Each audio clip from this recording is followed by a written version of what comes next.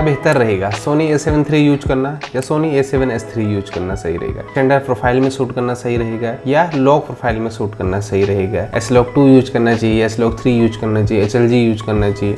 ऐसे बहुत सारे क्वेश्चन आपके मन में आते ही होंगे। आज हम इसी सब्जेक्ट के ऊपर पूरी बात करेंगे। तो स्वागत है आपका इस नए एपिसोड में। और अगर आपने अभी तक चैनल को सब्सक्राइब नहीं किया तो जल्दी से जल्दी कर लीजिए ताकि ऐसी अच्छी वीडियो आपसे मिस ना हो।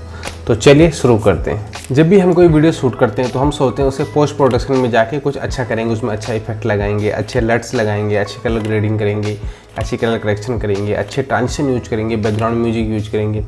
लेकिन जो प्रोडक्शन का जो सबसे मेन पार्ट होता है, फिल्मिंग का जो सबसे मेन पार्ट होता है, वो होता है इन प्रोसेस काम, जो कि मेन प्रोडक्शन है। पोस्ट प्रोडक्शन तो इस तरीके का काम है कि जैसे आप खाना बनाने के बाद उसे गार्निश करते हैं, प्लेट में लगाते हैं, सजाते हैं, इस तरीके के काम हो गए। लेकिन जो मेन काम होता है वो होता है प्रोडक्शन का, यानी जब आप उसे शूट कर रहे होते हैं। तो सबसे पहले शुरू करते हैं कैमरे को लेकर कि अगर आप सोनी यूजर हैं तो आप कौन सा कैमरा आपके लिए बेटर है। अगर आप वेडिंग फिल्म शूट कर रहे हैं, एडवर्टाइजमेंट शूट कर रहे हैं, A7S III या A7M III। सबसे पहले बात करते हैं A7 III। Sony A7 III आपको अलाउ करता है 8 बिट इन कैमरा रिकॉर्डिंग। अब आप कहें 8 बिट क्या होता है? इसी में 10 बिट भी होता है, 12 बिट भी होता है। तो 8 बिट सेंसर क्या होता है, इसमें 8 बिट सेंसर रिकॉर्डिंग क्या है? तो 8 बिट का मतलब होता है कि जो भी RGB कलर हम रिकॉर्ड करते हैं उसमें से प्रत्येक कलर के 256 शेड्स होते हैं। यानी कि रेड के 256 शेड्स, ग्रीन के 256 शेड्स और ब्लू के 256 शेड्स। तो टोटल मिलाकर आप देखेंगे तो 16 मिलियन कलर की इंफॉर्मेशन 8 बिट सेटिंग में रिकॉर्ड होती है। इसे कहते हैं 8 बिट। इसी के अंदर एक ऑप्शन आता है 4:0 रेशियो की कलर सब सैम्पलिंग। अब कलर सब सैम्पलिंग क्या होती है, 4:2 क्या होता है, 4:0 क्या होता है, आप इस चित्र के माध्यम से समझिए। 4:0 का मतलब कलर सैम्पलिंग, इसको कहते हैं क्रोमा कलर सैम्पलिंग। 4:0 का मतलब होता है कि इन 8 पिक्सल्स में से सिर्फ 2 पिक्सल में ही एक्चुअल कलर होंगे। ऊपर की रो में किसी एक में और नीचे की रो में किसी एक में एक्चुअल कलर होगा, और बाकी जो पिक्सल्स हैं वो आस पास के कलर से ही सैंपल उठाकर अपने आप को एडजस्ट करेंगे। ठीक है, इसका मतलब इसमें एक्चुअल कलर का सही 25% ही होता है। तो A7 III कैमरा 8 बिट यानी कि 16 मिलियन कलर की इंफॉर्मेशन सेव करता है और 4:0 रेशियो की क्रोमा कलर सब सैम्पलिंग रिकॉर्ड करता है। क्रोमा कलर सब सैम्पलिंग मैंने आपको चित्र के माध्यम से बता दिया है। इसमें क्या होता है कि आप जब ग्रीन स्क्रीन का यूज करते हैं, जब VFX यूज होता है, और बड़े लेवल पे जब आप देखेंगे हॉलीवुड फिल्मों में जो भी VFX यूज होता है, green screen, blue screen use होता है, उसमें ही बहुत काम आता है। इसलिए ब्रॉडकास्टिंग कैमरे इतने महंगे होते हैं, वो 12 बिट पे शूट करते हैं और 4:4:4 के रेशियो में कलर सब सैम्पलिंग होती है ताकि आप पोस्ट प्रोडक्शन में उसे अच्छे से कलर दे पाएँ। अब चलते हैं A7S III पे। A7S III अलाउ करता है आपको इन कैमरा 10 बिट रिकॉर्डिंग का और 4:2 रेशियो में क्रोमा कलर सब सैम्पलिंग का। अब 10 बिट का मतलब होता है जहाँ पर 8 बिट में 256 शेड्स होते हैं ईच RGB कलर के, यहीं पर आपको 1024 कलर के शेड्स मिलते हैं, 1024 शेड्स मिलते हैं प्रत्येक RGB कलर के, यानी कि रेड के 1024, ग्रीन के 1024 एंड ब्लू के 1024। तो ये मिलकर आपको देते हैं 1 बिलियन कलर की इंफॉर्मेशन, और साथ में ये 4:2 क्रोमा कलर सब सैम्पलिंग करता है। इसे हम इस चित्र के माध्यम से समझते हैं। इसकी प्रत्येक रो में 2 पिक्सल्स में अलग अलग कलर होंगे और दूसरी रो में भी 2 पिक्सल में अपने अलग अलग कलर होंगे। जो बाकी पिक्सल्स हैं वो आसपास के पिक्सल से कलर लेंगे, यानी कि इसमें हो जाता है 50% ऑफ कलर। A7S III आपको ज़्यादा बेटर क्वालिटी देता है, ज़्यादा बेटर कलर देता है और पोस्ट प्रोडक्शन में आपको कलर से खेलने में ज़्यादा मज़ा आएगा। अब बात करते हैं कि आपको स्टैंडर्ड में शूट करना चाहिए या लॉग प्रोफाइल में शूट करना चाहिए। अगर आप सोनी A7 III या S3 दोनों में से कोई भी यूज करते हैं तो S-Log2, S-Log3, Cine 4, Cinetone, ये उसकी पॉपुलर जो है लॉग प्रोफाइल है। अगर आप स्टैंडर्ड में शूट करते हैं तो आपको ढेर सारा सैचुरेशन और कॉन्ट्रास्ट पहले से ही फुटेज में मिल जाता है, यानी कि आपको पोस्ट प्रोडक्शन में ज़्यादा मेहनत नहीं करनी। थोड़ा बहुत आपको सैचुरेशन इधर उधर करना पड़ सकता है, लेकिन अगर आप बाद में एडिट नहीं करना चाहते तो तब आप स्टैंडर्ड यूज कर सकते हैं। इसी में एक और समस्या आती है जिसे कहते हैं डायनेमिक रेंज। अब डायनेमिक रेंज क्या होती है? डायनेमिक रेंज का मतलब होता है आपकी हाईलाइट और शेडो का रेशियो। अगर आप स्टैंडर्ड में यूज करते हैं, अपने फुटेज को स्टैंडर्ड में शूट करते हैं, तो आपको सबसे जो मेन दिक्कत आएगी वो आएगी कि शेडो में डिटेल लाना। इसे आप इस वीडियो के माध्यम से समझिए कि एक तरफ तो शेडो का पार्ट है जहाँ पर की छाया है, और एक तरफ है स्काई जो कि ऑलरेडी बहुत ज़्यादा हाईलाइट है। यहाँ पर जब आप शेडो में डिटेल लाने की कोशिश करेंगे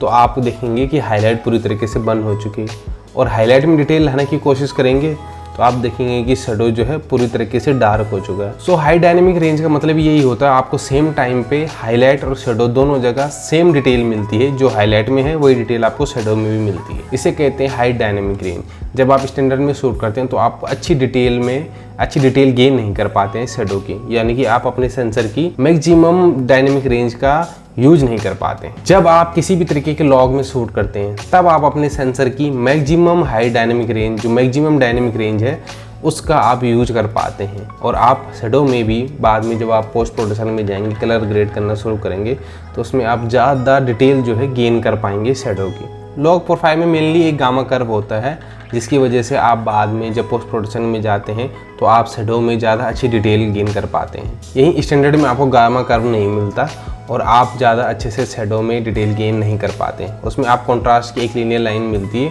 जो कि आप या तो शेडो को कम कर देगी या आपकी हाईलाइट को कम कर देगी। जब भी आप दोनों को छेड़ेंगे तो एक दूसरे के पैरेलल नहीं आ पाते, ना आपको हाईलाइट में डिटेल मिलेगी ना आपको शेडो में डिटेल मिलेगी। आप शेडो में जाएंगे तो हाईलाइट की डिटेल खो जाएगी, हाईलाइट में जाएंगे तो शेडो की डिटेल खो जाएंगे। इसीलिए जब भी आपको बाद में पोस्ट प्रोडक्शन में कलर करेक्शन करना हो, कलर ग्रेडिंग अच्छे से करना हो, तब आपको लॉग प्रोफाइल में ही शूट करना चाहिए।